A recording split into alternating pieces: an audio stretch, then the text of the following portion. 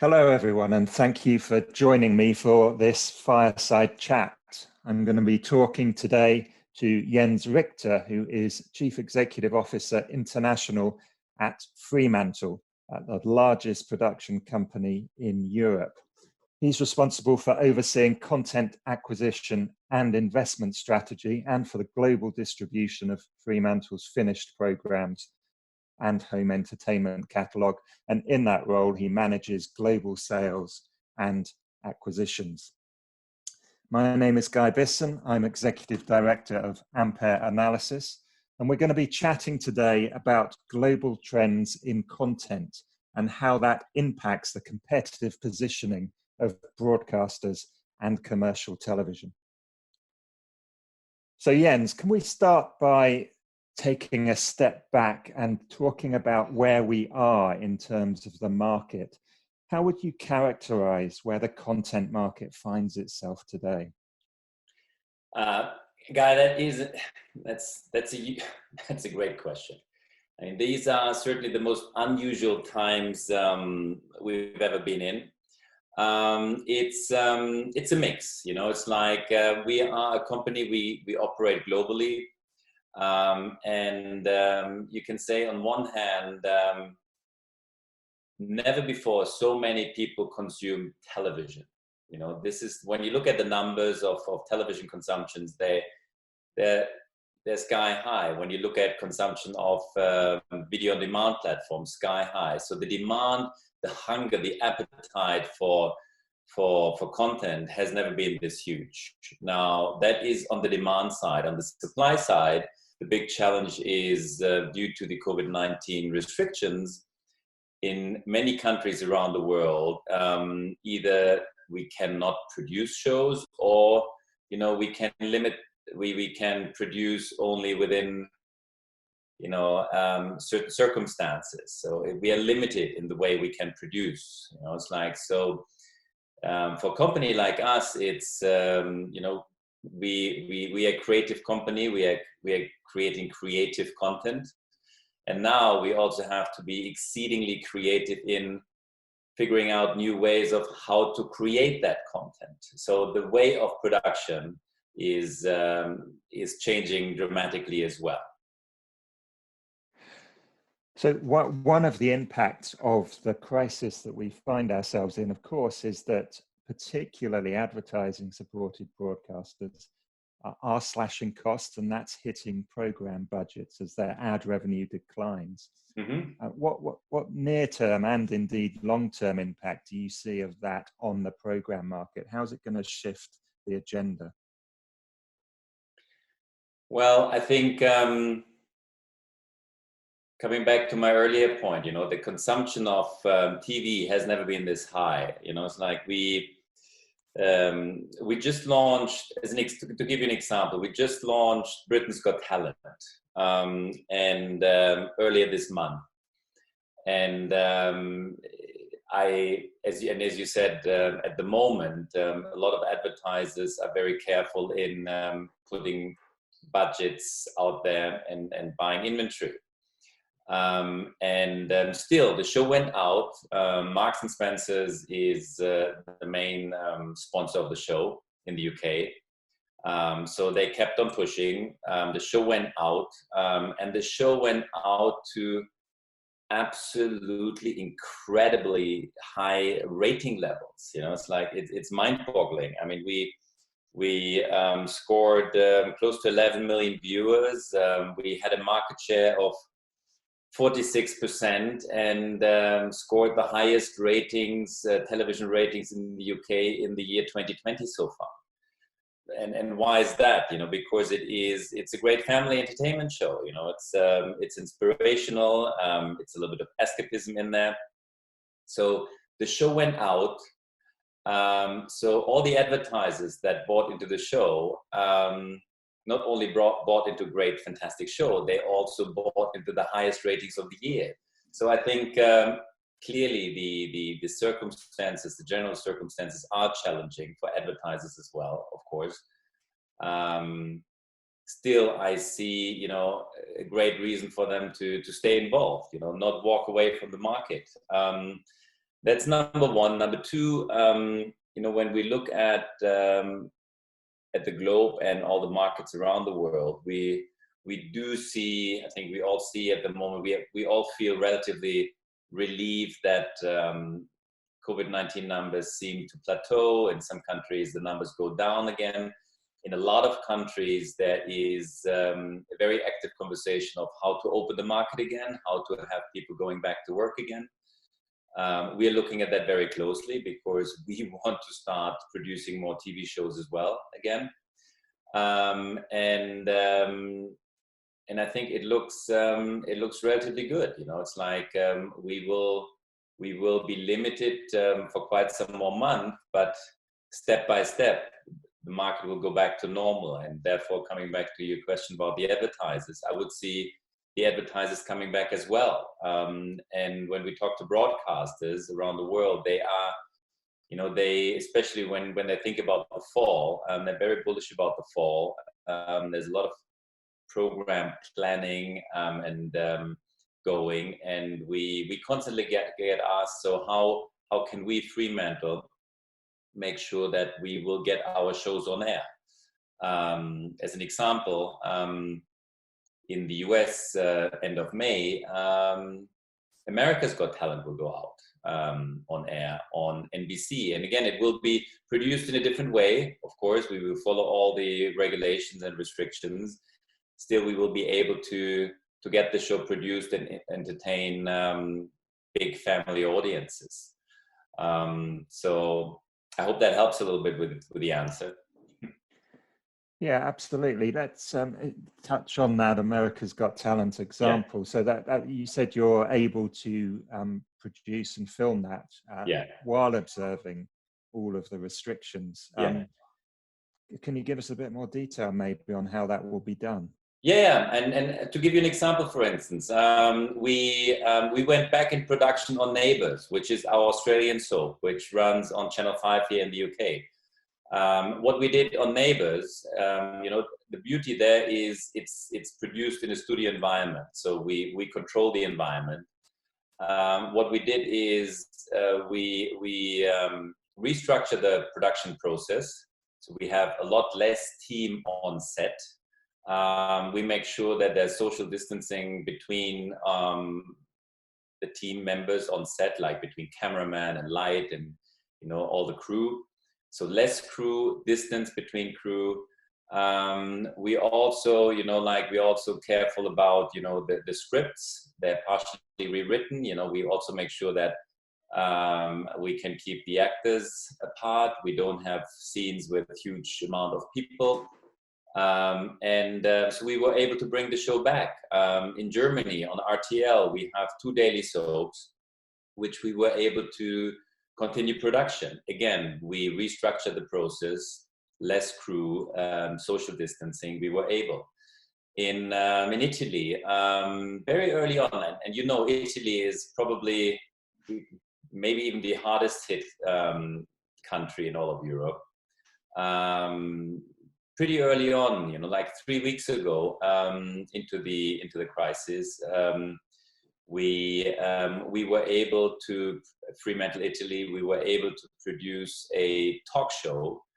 A famous Italian host, he hosted us from his home, and then basically, like in a Zoom kind of way, called into other celebrities' homes, sports stars, entertainers, comedians, and they created a show, and the show was a huge success, And the same way, we will take care when we do when we're now producing talent shows. Then depending on the territory, it could well be that some of the hosts, some of the judges will invite us into their homes, and we will do it from home, or we would do pieces of production from studio sets, which we also organize accordingly. Less crew, less people. So there are a lot of ways to bring back production, and we are very creative about that. Because there's this one saying like, the show must go on, and that is literally what's happening, especially in times when you do have the audiences sitting in front of their screens and are hungry for content. And, and it's all different kind of shows that they're hungry for. Their news consumption is at its peak, but at the same time, there is an appetite for entertainment. It's fascinating. I actually had no idea that you were still able to produce daily soaps. So innovation within the industry, driven by necessity. But I wonder, a lot of what you've just talked about is unscripted. The scripted market, the sort of drama and higher end drama, I think must surely be heavily impacted.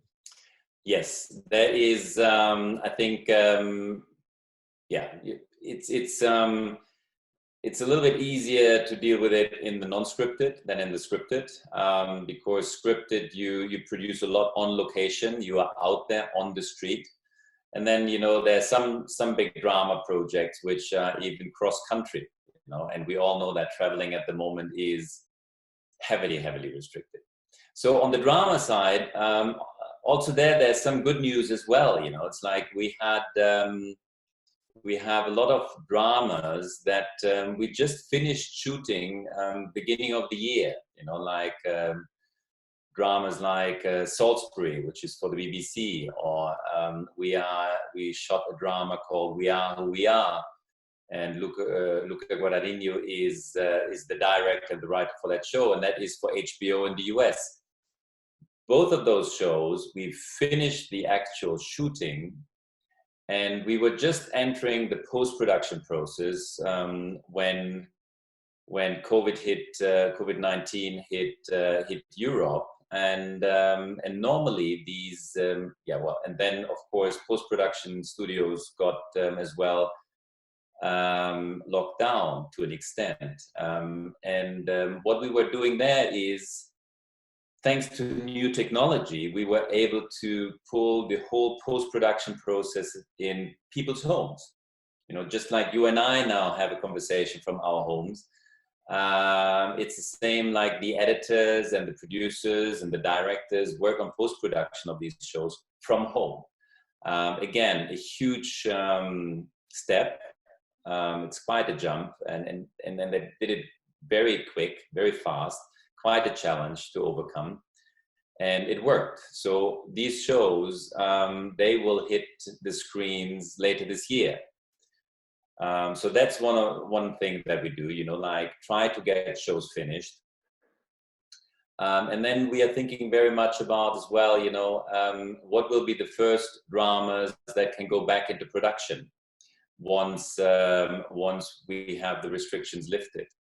Again, it will be first drama that is probably set in the studio environment, because that you control really well. You can control really well. Then next stage will be drama that is shot within a country, and how can we do that with a reduced crew, with a reduced team. What we'll need to wait a little bit are these, big drama projects where you cross countries or multiple countries when you shoot them. They might have to wait for next year. But still, there's a lot of production in preparation, and the drama production, sector, or all the producers are now also using the time to think about to put a lot of time into development, because you would appreciate, like probably it will be also a little bit different drama that audiences will want to watch after this experience. A little bit lighter, entertaining drama, and less heavy drama. Sure. So let's pull back and look at another of the macro trends. We're in a world where with global streaming platforms, the content agenda is increasingly set by those global players. But yeah. a lot of what you've talked about just now, for example, the Got Talent formats are localized formats. Where does local fit into the macro picture, and how does that play into how broadcasters can use a local edge for competitive advantage? Well, they always use the local edge, and they use it more than ever, right? And that is their huge competitive advantage. A local broadcaster is literally embedded in the local market, in the local culture, in the local society. So when you look at this current situation, you basically see how they're connected to the local market through the whole schedule. Whether it's news, whether it's political discussions, whether it's local light entertainment that they are still able to produce on an ongoing basis in most territories in studio setups. It is, the fact that as a local broadcaster, you understand your local audiences better than anybody else, and you do have the relationships to the local talent, and you can also play ball in a way. It's like so it is it's probably easier for a local broadcaster to create bigger program topics and then build alliances with publishers or news magazines to further push the program brands. That's easier for a local broadcaster compared to a global platform. And what you clearly see is also when you look at the program schedules of local broadcasters all around the world, they do become more local. And that is a trend that you could see already over the last 5 years, in some countries even longer. It's like more and more and more you see it's local drama, it's local entertainment, it's local magazines, it's local news, obviously, and local. And we as Fremantle, we're in a great position because we produce locally in 30 countries around the world. We have local production companies on the ground and work with the local broadcasters and platforms to create those shows.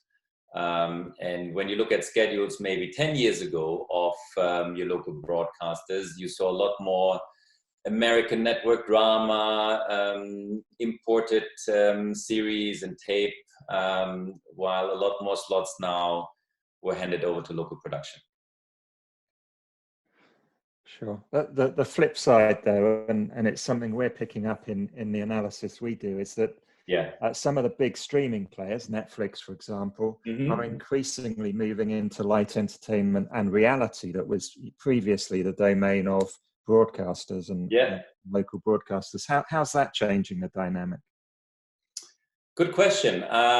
You're right. It's like the first wave of original production the streamers went into was drama. And the second wave was documentary and factual. And now the third wave of program genre they're stepping into is entertainment. And when you're looking at Netflix right now, since last weekend, there's one show number one on Netflix, and it's called Too Hot to Handle. It's a number one position in the UK. I think on the weekend it was even number one position in Italy, and it's in the top 10 all across Europe on Netflix. And it's a show that Fremantle is producing. It's so we produce entertainment for the big platforms. And now back to your question, how will that impact local broadcasters?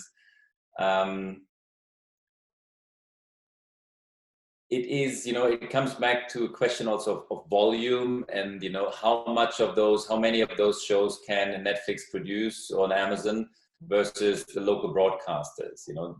The big advantage still local broadcasters have is being local.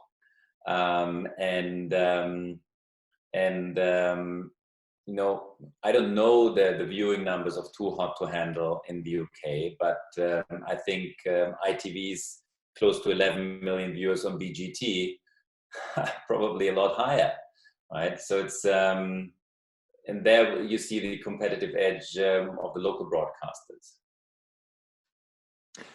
One of the things, one of the dynamics, I guess, in the industry in terms of getting content made is the broadcast commissioner relationship with the producer. A lot of commentary in recent years has talked about how the fee that a broadcaster pays up front for a commission has stayed more or less the same, but the demands have got higher and higher, the budgets, the quality demands, etc. How's that dynamic evolving, and how does it impact the strategy both of broadcasters and of producers and distributors like yourself? Another excellent question, Guy.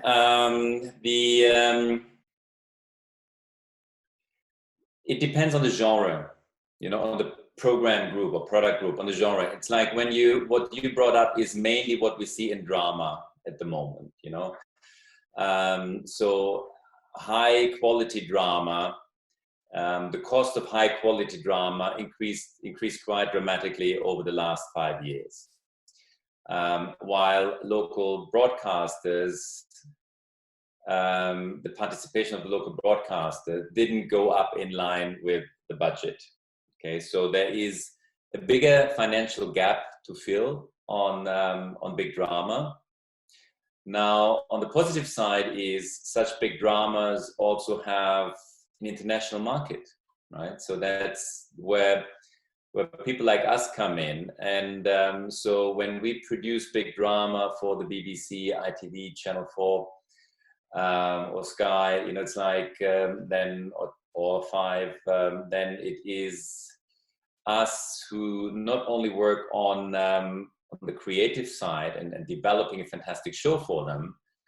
Also, from the early stages, we are thinking together with the broadcaster, what's the ideal financing structure for this show? Where can we produce it? How can we do it still relatively efficiently? What kind of, who could be the international partner we could bring to the show? We get involved early. We bring co-production partners to the table to help finance fantastic shows. That's how we do it, and it works because there is a global demand for fantastic high-end drama. So that's on drama. We see a comparable trend as well on high-end factual. High-end factual becomes more and more expensive. So when you look at all the wonderful natural history shows that you see on the BBC, BBC is part funding those shows, and then the majority of the funding comes from all around the world. So high-end factual is as well subject to co-production, co-funding, and being creative about production structures and processes and access to soft money. And then you also have a lot of slots on local broadcasters who are filled with returning, whether it's soaps or whether it is magazine formats, reality formats. And a lot of those actually, the prices either stayed flat or even went down over the years. It's like because we are able to use new production technologies which allow us to produce shows either with smaller teams, or the post-production process in 2020 versus 2010 is totally different. As I explained earlier, we were able to pull post-production for drama into people's homes, our producers' homes. And that is thanks to new technology and for instance, on the editing side. So that helps also to control production costs on what I would call returning volume slots. So not all the prices are going up. Technology is playing quite a big part. I think I'm going to end with a question on advertising, and it's a slightly amusing one, I guess. As analysts, we get asked a lot, will Netflix ever carry advertising?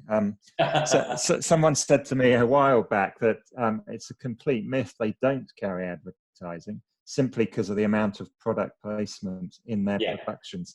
I wonder what you're seeing in terms of advertisers, sponsors, wanting to get involved in production, and how you're working with those sort of players in the market when you're actually making the shows.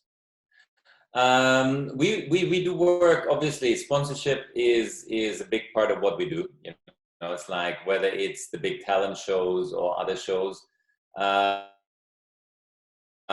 do believe that sponsorship, product placement will become more and more important over the coming years, because it is indeed a wonderful way for advertisers to get involved in content and find reach. You know, it's like and it's maybe a less in your face kind of advertising. It's more, you know, it's brand, and you get your product in there in a very pleasing light environment. I see more. I would see more of it over the coming years, definitely. I mean, you also see it now at the moment when you look at the campaigns that are currently on TV. It's less selling. I mean, it's still selling a lot of product campaigns out there, but there's also a lot of campaigns where brands show what they're doing now to help the community and society in these difficult, highly unusual days. So I think also, you know, like being involved and integrated in a program gives brands and advertisers a beautiful chance to send their message out in a not so aggressive way. So yeah, should be more of it for sure. And you're right, Netflix to a certain extent is has a lot of advertising on Netflix and on Amazon and on other platforms for sure. Yeah, it's just I guess most of us are not aware that we're being advertised to, which I guess is the best form of advertising of all. Thank you very much, Jens. That was a fascinating chat. Lots and lots happening out there in the content market. The whole dynamic of the industry has shifted beyond comparison in just a few short years. So that was really, really interesting to get your insight on that. Thank you. You're very much welcome, Guy. Thank you for having me.